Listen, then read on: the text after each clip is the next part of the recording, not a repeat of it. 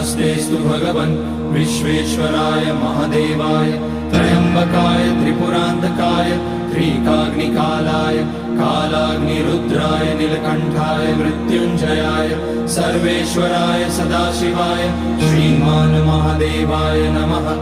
ॐ नमः शम्भवाय च मयोभवाय च नमः शङ्कराय च मयस्कराय च नमः शिवाय च शिवतराय च।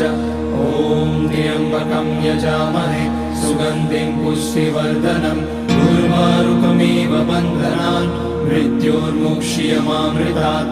नागेन्द्रहाराय त्रिलोचनाय भस्माकराय महेश्वराय नित्याय शुद्धाय दिगम्बराय तस्मै नकाराय नमः शिवाय।